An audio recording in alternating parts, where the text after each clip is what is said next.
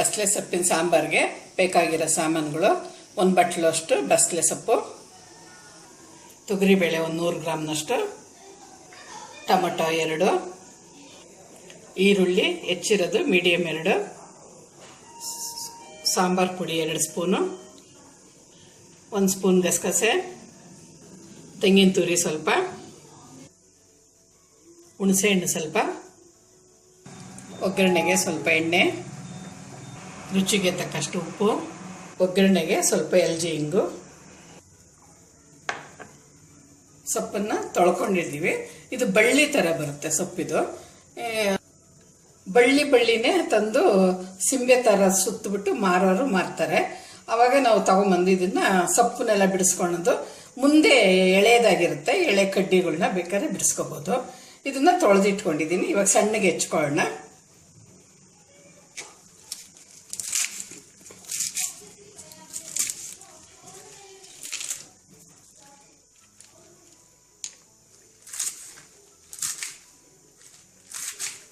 ಸ್ವಲ್ಪ ದಪ್ಪಕ್ಕೆ ಹೆಚ್ಕೊಂಡ್ರೆ ಸಾಂಬಾರಲ್ವ ನಾವು ಮಾಡ್ತಾ ಇರೋದು, ಅದರಿಂದ ಚೆನ್ನಾಗಿ ಬೆಂದೋಗ್ಬಿಡುತ್ತೆ ಇದು. ಒಗ್ಗರಣೆಗೆ 1-2 ಸ್ಪೂನಷ್ಟು ಎಣ್ಣೆ ಹಾಕೋಣ. ಎಣ್ಣೆ ಕಾದೈತೆ, ಸಾಸಿವೆ ಹಾಕೋಣ.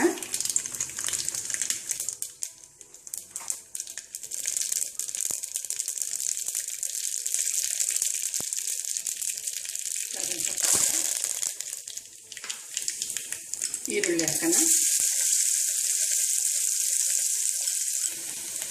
ಈರುಳ್ಳಿ 1-2 ಸಾರಿ ತಿರುಗಿಸಿದ್ದೀವಿ. ಇಷ್ಟು ಒಗ್ಗರಣೆ ಸ್ಮೆಲ್ ಬಂದರೆ ಸಾಕು ಈರುಳ್ಳಿಗೆ.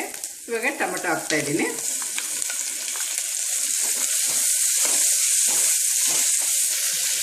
ಇದು ಬಸಳೆ ಸೊಪ್ಪು ತುಂಬ ಒಳ್ಳೆಯದು ಶರೀರಕ್ಕೆ. ಬಾಯಿ ಹುಣ್ಣು ಬಂದಿದ್ರೆ ಇದನ್ನು 1-2 ಸಾರಿ ಯೂಸ್ ಮಾಡಿದ್ರೆ ಬಾಯಿ ಹುಣ್ಣು ಕಮ್ಮಿ ಆಗುತ್ತೆ. ಹೊಟ್ಟೆನಲ್ಲಿ ಹುಣ್ಣು, ಅಲ್ಸರ್ ಥರ ಏನಾದರೂ ಹುಣ್ಣಾಗಿದ್ದರೆ, ಗ್ಯಾಸ್ಟ್ರಿಕ್ ಅನ್ನೋರಿಗೆಲ್ಲ ಥರ ಏನಾದರೂ ಲೇಟಾಗಿ ತಿಂದರೆ ಮಾಡಿದ್ರೆ ಗ್ಯಾಸ್ಟ್ರಿಕ್ ಥರ ಇದನ್ನು ಯೂಸ್ ಮಾಡೋದ್ರಿಂದ ಅವ್ರಿಗೂ ಕೂಡ ಗುಣವಾಗುತ್ತೆ.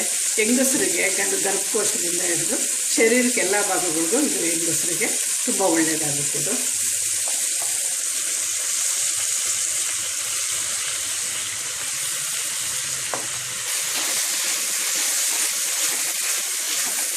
ಈ ಸೊಪ್ಪಿನಲ್ಲಿ ನಾನು ನಿಮಗೆ ಸಾಂಬಾರು ಮಾಡಿ ತೋರಿಸೋದು. ಈ ಸೊಪ್ಪು ಬೆಂಡೆಕಾಯಿ ಥರ ಸ್ವಲ್ಪ ಬಂಕ ಇರುತ್ತೆ. ಅದಕ್ಕೋಸ್ಕರ ಮೊದಲೇ ಒಗ್ಗರಣೆಗೆ ಹಾಕಿ ಇದರಲ್ಲಿ ಬೇಳೆ ಹಾಕಿ ನಾವು ಬೇಯಿಸ್ಕೊಳೋದು. ಒಗ್ಗರಣೆಯಲ್ಲಿ ಸ್ವಲ್ಪ ಮಗ್ಗಿದ್ರೆ ಬಂಕ ಏನಿರಲ್ಲ, ಅಂಟೇನಿರಲ್ಲ. ಸುಮ್ಮನೆ 1-2-3 ಸರಿ ಇದನ್ನು ಸ್ವಲ್ಪ ಸೊಪ್ಪನ್ನ ಒಗ್ಗರಣೆಯಲ್ಲಿ ತಿರುಗಿಸಿದ್ರೆ ಅದರಲ್ಲಿರೋ ಅಂಶ, ಅಂಟಿನ ಅಂಶ ಹೊಟ್ಟೋಗುತ್ತೆ. ಈಗ ನೋಡ್ರಿ, ನಾವು 1-2 ಸರಿ ತಿರುಗಿಸಿದ್ದೀವಿ, ಎಲ್ಲ ಮಗ್ಗಿದೆ. ಮಗ್ಗಿದ್ರೆ ಅಂಟೆಲ್ಲ ಹೋದಂಗೆ. ಇವಾಗ ತೊಗರಿಬೇಳೆ ಹಾಕೋಣ. ತೊಳೆದಿಟ್ಕೊಂಡಿರೋದು ತೊಗರಿಬೇಳೆ.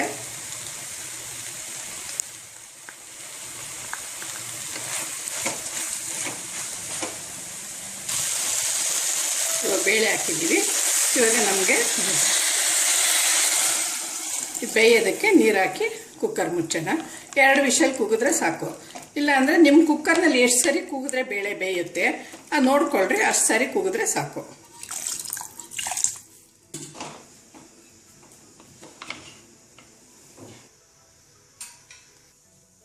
ಸಾಂಬಾರಿಗೆ ರುಬ್ಬೋದಕ್ಕೆ ಹಾಕ್ಕೊಳ್ಳೋಣ. ತೆಂಗಿನಕಾಯಿ ತುರಿ ಹಾಕ್ಕೊಳ್ತಾ ಇದ್ದೀನಿ. ಗಸಗಸೆ 1 ಸ್ಪೂನ್ ಹಾಕ್ಕೊತೀನಿ. ಸಾಂಬಾರು ಪುಡಿ, ಖಾರದ ಪುಡಿ ಅದು 2 ಸ್ಪೂನ್ ಹಾಕ್ಕೊತೀನಿ.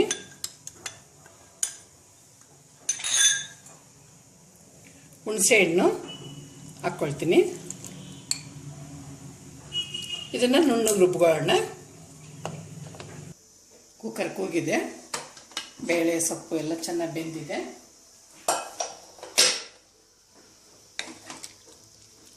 ಚೆನ್ನಾಗಿ ಬೆಂದಿದೆ, ನುಣ್ಣಗೆ ಬೆಂದಿದೆ. ಅದೇ ನಿಮ್ಮ ಕುಕ್ಕರ್ನಲ್ಲಿ ಎಷ್ಟು ಸಾರಿ ಬೇಯಿಸಿದ್ರೆ ಈ ಥರ ಬೇಳೆ ನುಣ್ಣಗೆ ಬೇಯುತ್ತೆ ನೋಡ್ಕೊಳ್ರಿ. ಅಷ್ಟು ಸಾರಿ ಕೂಗಿಸ್ರಿ. ಖಾರ ರುಬ್ಬಿದ್ದಾಗಿದೆ, ಇದನ್ನು ಹಾಕೋಣ.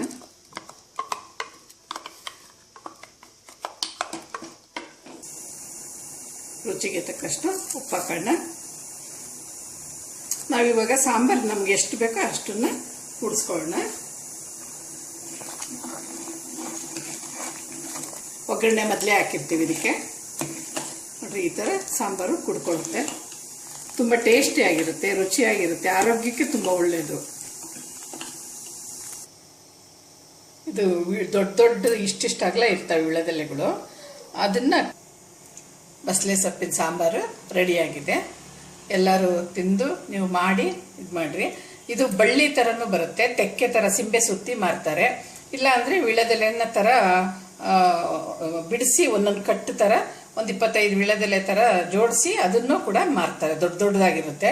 ಅದಕ್ಕೂ ಆ ಥರನೂ ಕೂಡ ಸಿಗುತ್ತೆ. ಇದು ನಿಮಗೆ ಇದನ್ನು ಮಾಡಿ ನಮಗೆ ಫೋಟೋ ತೆಗೆದು ನಮಗೆ ಕಳಿಸ್ರಿ ನೀವು. ನಾವು ಖುಷಿ ಪಡ್ತೀವಿ ನೀವು ಯಾವ ಥರ ಮಾಡಿದ್ದೀರಾ ಅಂತ ಹೇಳಿ. ವಿಡಿಯೋ ನೋಡಿದ್ದೀರಾ ಎಲ್ಲ ಲೈಕ್ ಮಾಡಿ, ಸಬ್ಸ್ಕ್ರೈಬ್ ಮಾಡಿ. ನಿಮಗೇನಾದರೂ ಡೌಟ್ಸ್ ಇದ್ದರೆ, ಏನಾದರೂ ಅನುಮಾನ ಬಂದರೆ ನಮಗೆ ಕಮೆಂಟ್ಸಲ್ಲಿ ಕ್ವಶನ್ ಕೇಳಿ, ನಾವು ಆ ಉತ್ತರ ಬರೀತೀವಿ. ನಾವು ಅದಕ್ಕೆ ಫೇಸ್ಬುಕ್ ಓಪನ್ ಮಾಡಿ, ಲೈಕ್ ಮಾಡಿ, ಇನ್ಸ್ಟಾಗ್ರಾಮ್ ಫಾಲೋ ಮಾಡಿ.